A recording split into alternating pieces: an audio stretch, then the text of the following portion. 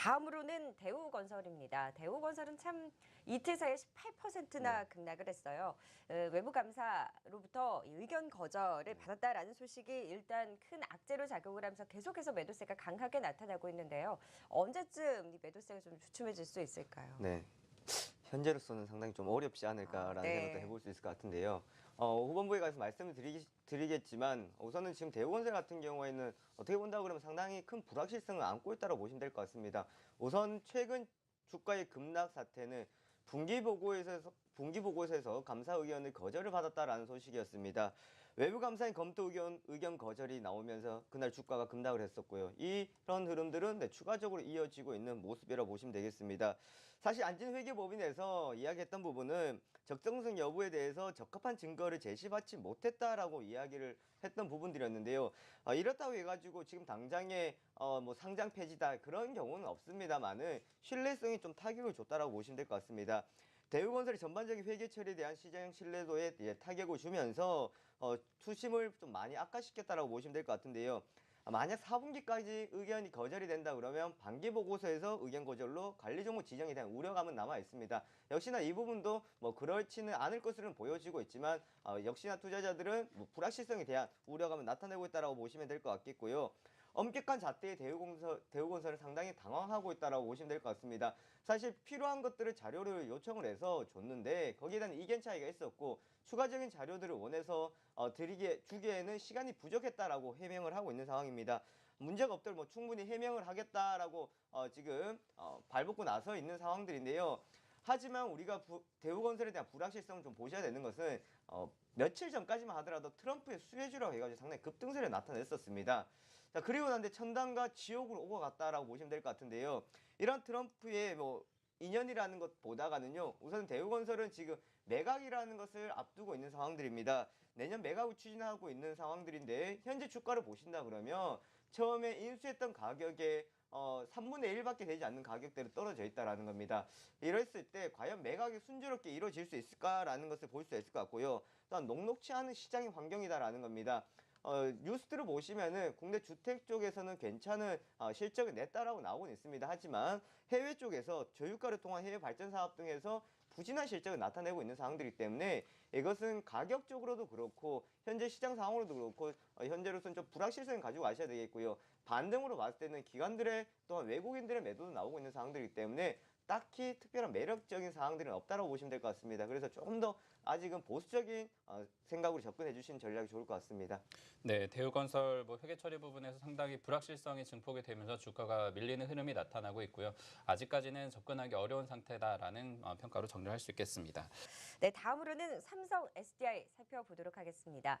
삼성전기와 함께 삼성전자가 미국의 전자기업인 하만을 품으면서 그 시너지에 대한 기대감으로 좀 반등하는 흐름이 나타났잖아요. 그럼에도 불구하고 여전히 실적이라든지 그러니까 기대감으로는 한 번씩 이슈로 오르긴 하지만 여전히 좀 펀더멘탈 부분에서는 의구심이 드는 게 사실이에요. 좀 어떻게 바라봐야 될까요?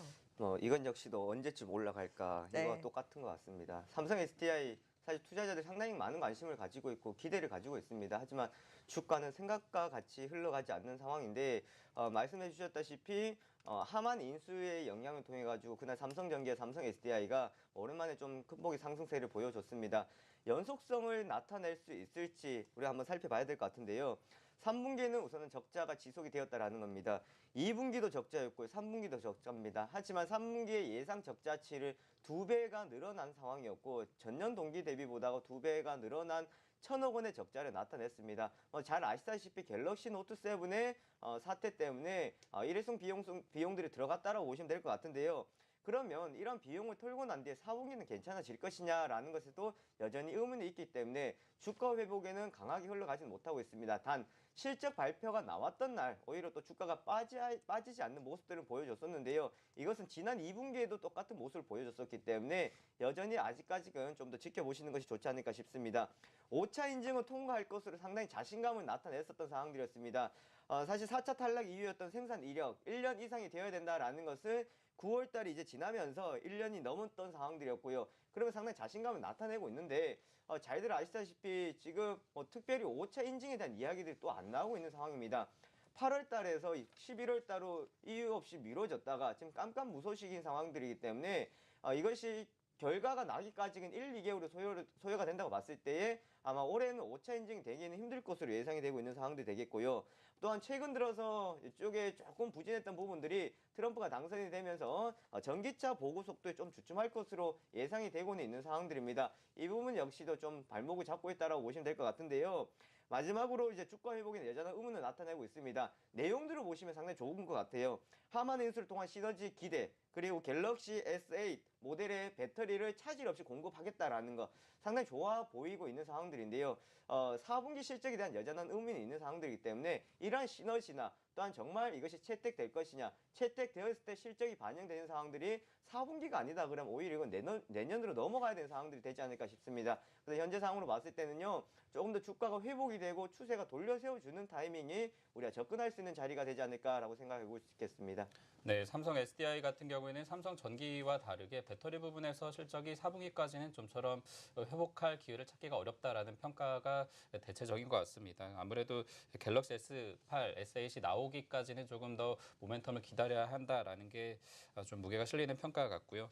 자, 다음으로는 사람인 HR 살펴보도록 하겠습니다. 최근 들어서 4거래 연속 외국인과 기관의 동반 매수가 나타나고 있어요. 수급적으로 탄탄한 흐름 보이고 있고 사실 전반적으로 사태를 보면 주가 등락이 좀 있기는 하지만 최근에 그래도 조금씩 반등을 해주고 있어서 주목을 받고 있는 것 같습니다. 향후 전망과 함께 좀 관련 이슈 하나하나 짚어볼까요? 네, 우선 최근 상당히 좀 강한 모습을 보여주고 있습니다. 상승하는 폭은 그렇게 크진 않은데 말씀하셨던 것처럼 장중에 좀 등락폭은 있는 상황들입니다. 우선 실적은 좀 견조한 실적이 나와줬는데요. 3분기 영업이익이 전분기 대비해서 30% 늘어난 28억을 보여줬습니다. 사실 영업이익이 상당히 크게 늘어난다라고 볼 수 있을 정도의 회사가 캐파가 아니기 때문에 이것은 좀 일정한 수준을 보시면 될 것 같고요. 제가 기업 탐방을 갔을 때도 거기서 밝혔던 이야기들이 50% 정도 영업이익률을 올리겠다라는 겁니다. 그만큼 매출액을 많이 늘릴 수 없다 그러면은 수익성을 확대해가지고 실적에 기여하겠다라는 것을 밝혔던 상황들이었는데 시장 점유율을 지속적으로 확대를 시켜가고 있습니다. 경쟁사인 이제 잡코리아와의 관계에서도 지금 어느 정도 앞서가고 있는 상황이라고 보시면 될 것 같고요. 잘들 아시다시피 잡코리아는 이제 사모펀드에 인수가 되면서 사실 다시 재매각에 대한 이야기가 나오고 있기 때문에 본업에 대한 좀 집중보다가는 여러 가지 비용적인 것을 줄이고 있는 과정들이기 때문에 사람인 HR이 오히려 상당히 기회가 많이 있지 않나라고 보일 수가 있을 것 같습니다.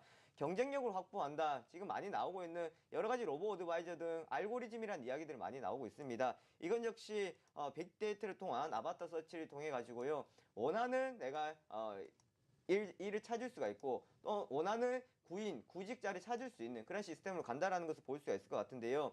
앞으로 모바일 같은 경우에도 좀 더 성장성이 기대가 되고 있습니다. 2015년부터 유료화에 진행이 되면서 지금 광고 배너를 통해 가지고 상당히 수익성이 나타내고 있는데 이 광고 배너는 이미 다 찼을 정도의 상당히 인기가 있다고 하니까 앞으로 실적에 기여하는 부분들도 함께 보시면 될 것 같습니다. 그리고 마지막으로 정책 공약에 대한 기대감을 보시면 될 것 같은데요. 사실 트럼프 당선인에 대한 이야기가 언제까지 나올지는 모르겠는데 트럼프 당선인이 되면서 국내에 여러 가지를 많이 바꿔놓은 것 같습니다. 그리고 당선되었던 가장 결정적인 이유 잘 아시다시피 보험무역 그리고 자국민의 일자리였습니다.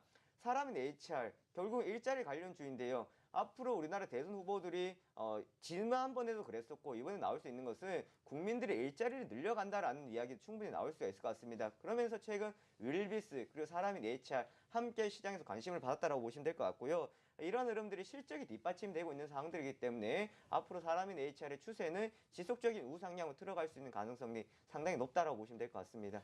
네, 취업 정보 부문에서 좋은 플랫폼을 가지고 있고 또 경쟁력이 있는 기업이다라는 평가를 또 내려주셨습니다. 사람인 HR까지 짚어봤고요. 김영철 대표님은 또 어떤 전략 세워주실 수 있을까요? 네, 구원투수는 연기금입니다. 네. 그래도 우리가 주식시장에서 사실 연기금을 상당히 많이 기다렸었는데요.